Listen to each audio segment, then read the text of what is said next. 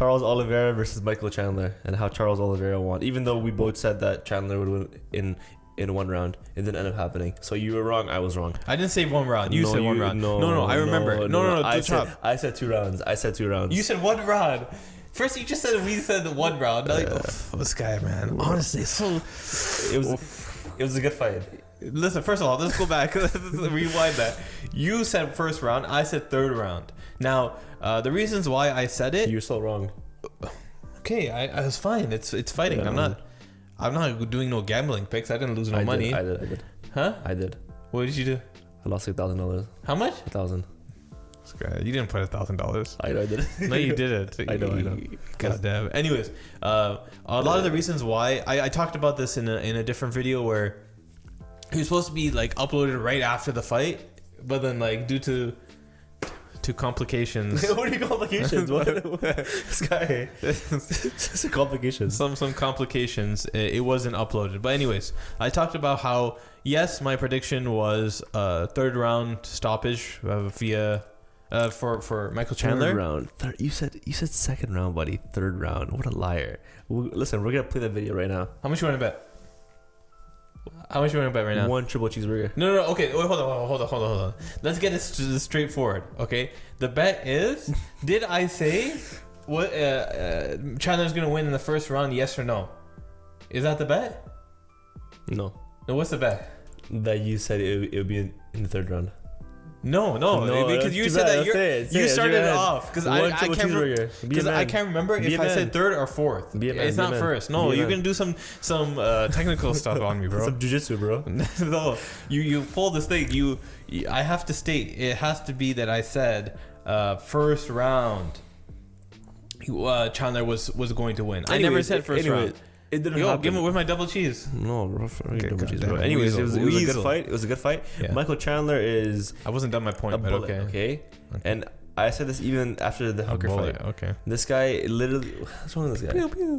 Go ahead. This guy rushes forward, and all he does is especially this fight, he was aiming for the body. Kept going for the body. Kept going for those nice jabs to the body, crosses to the body. He landed a few, and then he wobbled Oliveira, but he couldn't finish him on the ground. And it was a weird fight. It was very fast paced. I didn't think that he would get rocked like that. Okay. But it happened. Things happened. But we'll see you soon, Chandler. Okay. On the interview next week. So now we got his thing out of the way. Come back to me. So it's bad, bro. So yes, my prediction was wrong. But a lot of the stuff that I was talking about did happen. So I was talking about how Chandler has his hands are a lot faster and more powerful than Charles Oliveira, and Chandler did hit Charles Oliveira and hurt him. I think maybe a little bit. Did you just yawn? Yeah. How's your terrible analysis?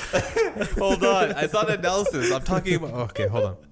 So he hit Charles Oliveira in the first round and he hurt him on the back of the bus. And I think later on there might be more discussion about that moment, maybe from Charles Oliveira or maybe Michael Chandler. I think it really hurt him to the point where he kind of went into wrestling mode. Is what we see from some fighters where when they get hurt they just default to wrestling. Charles Oliveira, wrestling wise, is not as high level as Michael Chandler.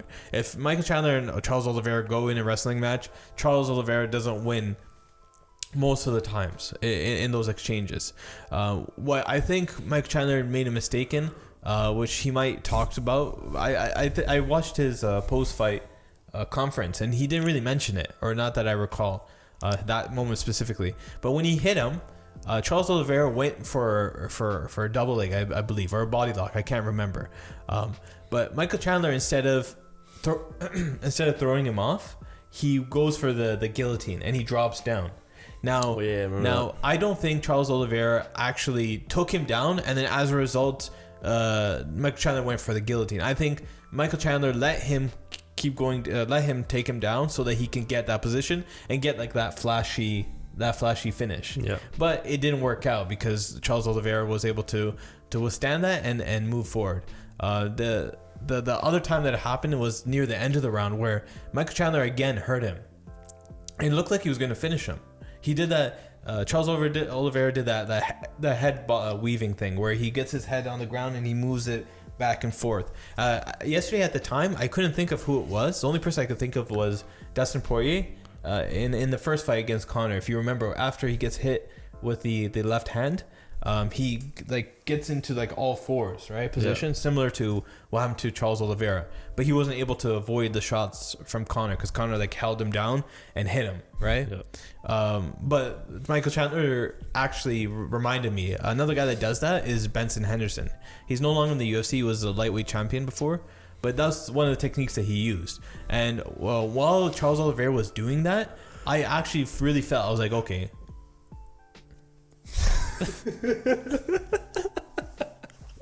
Yo, I felt that Michael Chandler was going to finish it because that movement is not the most effective. You don't really see many fighters do them, right? And the ones that do them, the ones that do them are like it's hit or miss. It's not always successful.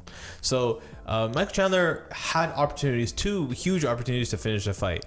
Now I'm not saying Charles Oliveira didn't have equal as many positions or times where he could finish the fight. He had Michael Chandler's back, whether or not Michael Chandler gave him his back on purpose, which is Michael Chandler kind of alluded that he kind of gave up his back on purpose, right? To get up. I don't know about that. You don't ever give your back on purpose. Well, anyways, he does because he's never been submitted before. His wrestling style is much more aggressive. He's okay. He believes in his positioning that he's able to hold off the hands and then spin off and spin around, which is what he did eventually. He like stood up with him almost. It's crazy. He stood up and then he and then he threw. Another mistake Chandler did is that when Charles Oliveira was on his back, he jumped backwards and tried to slam him. But if you know any of these like high level jiu-jitsu guys, they're not going to break their grip because you slam them, right? They're just too high level. They've been through that situation way too many times to give up. Charles Oliveira had other instances, but one downfall I think Michael Chandler had in this fight was he didn't necessarily respect the power of Charles Oliveira. Now, I don't blame him because Charles Oliveira traditionally is a volume fighter. Like he'll wear you down. In that last sequence, Charles Oliveira was very, very good at still going forward. Even though he got hit really, really hard, right? And he almost got finished many times, like those 2 times. He still felt like, you know what, I'm going to come forward. And when he went forward, Chandler didn't have his hands up, right? His right hand was kind of low. And Charles Oliveira landed that left hook and finished him.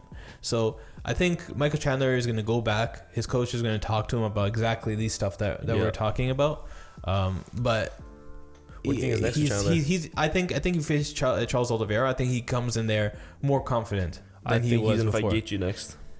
Who? Chandler? I think so. That's my opinion. He wants to take some time off, Michael Chandler, just because he's been making weight, going home, and then fighting, and then he goes... Make weight, go home. I didn't say make weight. I said making weight. And then go home.